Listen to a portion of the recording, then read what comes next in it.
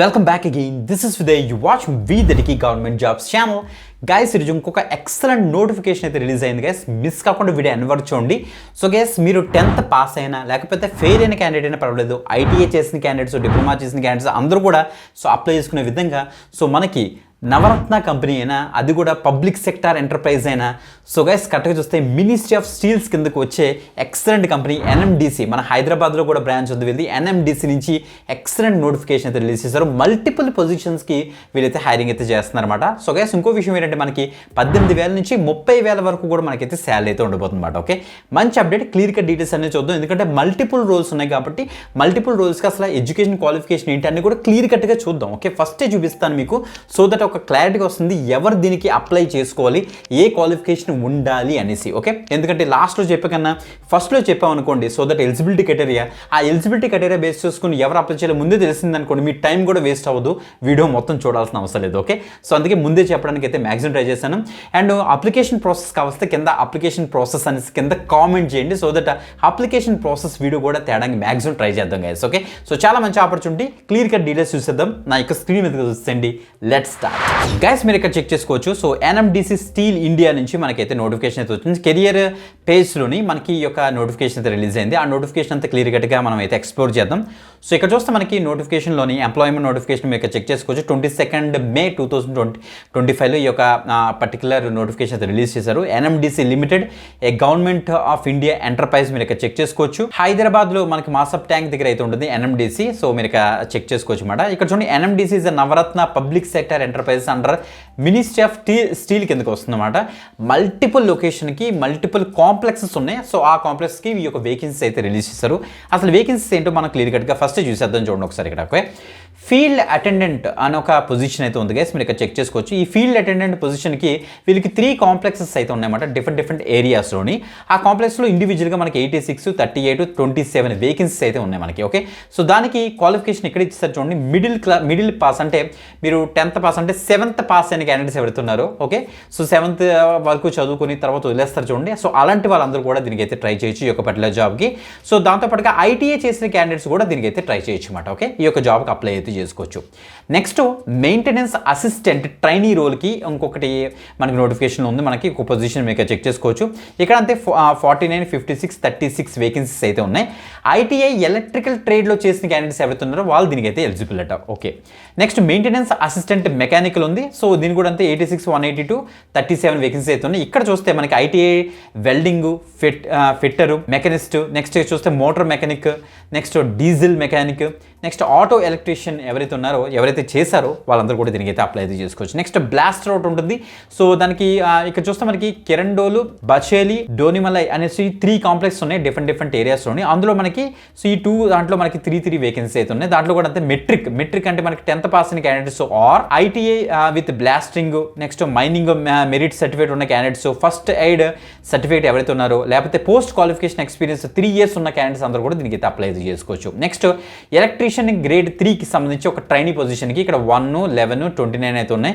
3 years diploma చేసిన candidates ఎవరైతే ఉన్నారో ఎలక్ట్రికల్ ఇంజనీరింగ్లోని industrial or domestic electrical installation certificate కనుక ఉంటే వాళ్ళందరూ కూడా దీనికి అయితే అప్లై అయితే చేసుకోవచ్చు. నెక్స్ట్ ఎలక్ట్రానిక్స్ టెక్నీషియన్ ఉంది. సో దానికి 3 మనకి వేకెన్సీ అయితే ఉన్నాయి.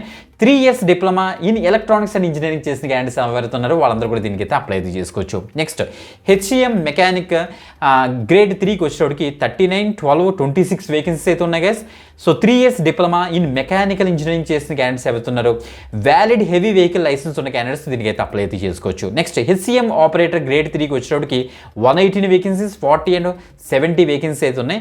అలా చూసుకుంటే 3 years diploma mechanical engineering, automobile engineering and heavy vehicle driving license ఉన్న క్యాండిడేట్స్ దీనికి అయితే అప్లై అయితే చేసుకోవచ్చు. నెక్స్ట్ ఎంసీఓ గ్రేడ్ 3కి వచ్చేటోడికి 6, 14, 16 ఉన్నాయి.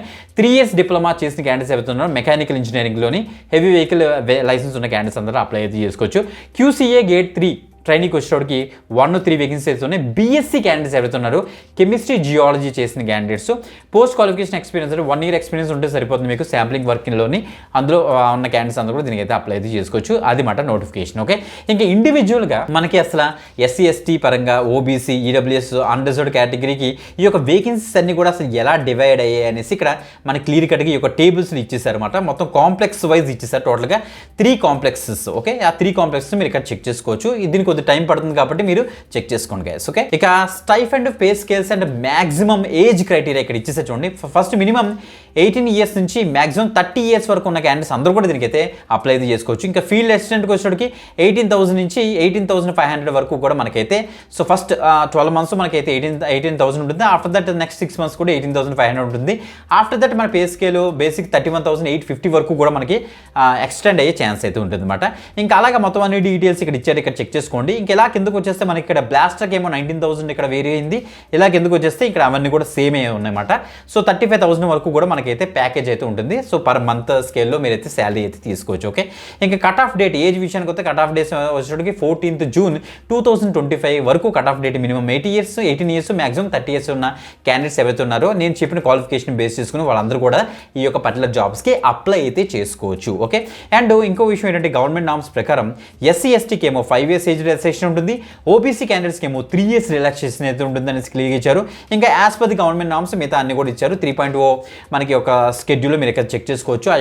ఆ టేబుల్ అనేసి ఇక్కడ మెన్షన్ చేస్తారు. ఇంకా హౌ టు అప్లై విషయానికి వస్తే మీరు nmdc.co.in మనకి డైరెక్ట్గా వెబ్సైట్ లింక్ ఇచ్చారు. ఆ వెబ్సైట్ లింక్లోనే మీరైతే కెరియర్ సెక్షన్కి వెళ్ళి ఆ యొక్క వెబ్సైట్ అయితే ఓపెన్ చేసి మీరైతే అప్లై అయితే చేసుకోవాలి. ఇక్కడ చూడండి మనకి 25th May నుంచి స్టార్ట్ అవుతుంది 11:59 PM నుంచి. సో 14th June 2025 వరకు మనం అయితే ఆన్లైన్లో అప్లై అయితే చేసుకోవచ్చు అనమాట. అందుకే సో మీకు అప్లికేషన్ ప్రాసెస్ కావాలంటే కింద కామెంట్ చేయండి అనేసి నేను ముందుగానే చెప్పాను guys. Okay, great.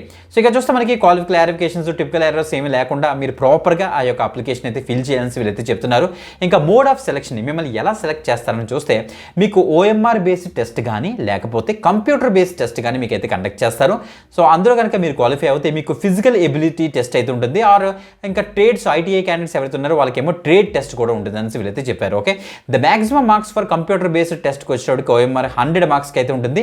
Second level టెస్ట్కి వచ్చేటికి physical ability and trade test qualifying నేచర్లోనే ఉంటుంది అనేసి ఇక్కడ మెన్షన్ చేశారు. ఓకే, ఇంకా క్లియర్ కట్గా అసలు దేనికి OMR ఉంటుంది, దేనికి CBT ఉంటుంది, దేనికి ట్రేడ్ టెస్ట్ ఉంటుంది అనేసి ఇక్కడ క్లియర్గా మెన్షన్ చేశారు. చాలా ఎక్కువ మంది ఈ ఫీల్డ్ అటెండెంట్ రోల్కి అప్లై చేసుకుంటారు కాబట్టి వాళ్ళకి OMR బేస్డ్ టెస్ట్ అయితే ఉంటుంది. ఆఫ్టర్ దట్ మనకి ఫిజికల్ ఎబిలిటీ టెస్ట్ అయితే ఉంటుంది.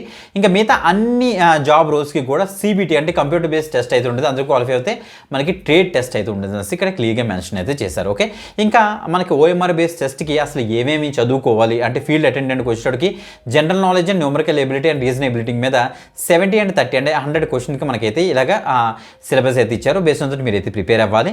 అదే ఇంకా CBT ఎగ్జామినేషన్కి వచ్చేటప్పటికి మిగతా వాళ్ళందరికీ కూడా సో ఇక్కడ చూడండి మనకి సబ్జెక్ట్ నాలెడ్జ్ మీద అంటే స్పెసిఫిక్ ట్రేడ్ మీద క్వశ్చన్స్ ఉంటాయి 30 మార్క్స్కి. So general knowledge and numerical ability and reasonability మీద 50-20 అంటే టోటల్గా 70 క్వశ్చన్స్ ఉంటాయి. అంటే టోటల్గా సో 100 మార్క్స్కి అయితే వీళ్ళైతే ఎవాల్యుయేట్ చేస్తారనేసి క్లియర్గా మెన్షన్ చేస్తారు. క్లియర్గా చెక్ చేసుకోండి. ఓకే, ఇంకా మిగతా కూడా ఇండివిజువల్గా అసలు టెస్ట్ అసలు ఎలా వీళ్ళు ఎవాల్యుయేట్ చేస్తారనేసి ఇక్కడ ఇచ్చారు. ఆఫ్టర్ దట్ మీరు డాక్యుమెంట్ వెరిఫై చేసి మిమ్మల్ని అయితే సో సెలెక్ట్ చేస్తారనేసి క్లియర్గా మెన్షన్ చేస్తారు. మీరు ఇంకా క్లియర్ కట్గా డీటెయిల్స్ ఇక్కడ చెక్ చేసుకోవచ్చు. ఇక్కడ మెయిన్ పాయింట్స్ వస్తే మనకి F&G మీరు ఇక్కడ చెక్ చేసుకోండి క్లియర్ కట్గా. So the amount of 150 rupees మనకైతే ఛార్జ్ చేస్తున్నారు అనమాట. It is paid by all the candidates as application fee which is non refundable అని మెన్షన్ చేస్తారు. అందరూ కూడా 150 రూపీస్ అయితే పే చేస్తారు. So candidates belonging to SC ST PWBD ex serviceman category and departmental candidates ఎవరైతే ఉంటారో for the post through online is exempted from the paying the application fees and proof of exemption కూడా mention అయితే చేశారు. So guys general category people అందరూ కూడా 150 rupees మిగతా వాళ్ళందరూ కూడా ఫీజ్ ఏం పే చేయాల్సిన అవసరం లేదు. మీరు ఇక్కడ చెక్ చేసుకోవచ్చు క్లియర్ కట్ డీటెయిల్స్ అనమాట. ఓకే, ఇవే మెయిన్ డీటెయిల్స్ మీరు చెక్ చేసుకోండి. అండ్ మేజర్గా చెప్పాలంటే మొత్తం అంతా కూడా మెయిల్ కమ్యూనికేషన్ అయితే ప్రొవైడ్ చేస్తారు. ఈవెన్ SMS కూడా మనకైతే ఇస్తారు అప్లై చేసుకునే విధానం అంతా కూడా. ఓకే, సో గైస్ ఇంకా చెక్ చేసుకోండి. ఇక్కడ మనకి NMDC యొక్క అఫీషియల్ స్టీల్ లిమిటెడ్కి సంబంధించిన వెబ్సైట్లోనే మనం కెరియర్ సెక్షన్లోకి వెళ్ళి మీరైతే అప్లై అయితే చేసుకోవాల్సి వస్తుంది. ఇలా కిందకు వచ్చేస్తే ఇక్కడ డీటెయిల్స్ అన్ని కూడా. ఓకే, సో అప్లికేషన్ మనకి 25th May నుంచి అయితే అవైలబుల్గా ఉంటుంది. అప్లికేషన్ ప్రాసెస్ కావాల్సిన వాళ్ళందరూ కూడా కింద కామెంట్ అయితే చేసేయండి. Okay, great. So video description అన్ని లింక్స్ ఉంటే అక్కడ నుంచి అయితే డీటెయిల్స్ యాక్సెస్ చేసుకోండి. Notification details and apply link అంతా కూడా సో మీరు అక్కడ నుంచి అయితే అప్లై అయితే చేసుకోవచ్చు. ఇంకొక ఎక్సలెంట్ గవర్నమెంట్ నోటిఫికేషన్తో మళ్ళీ కలుద్దాం. అంతవరకు సెలవు. బాయ్.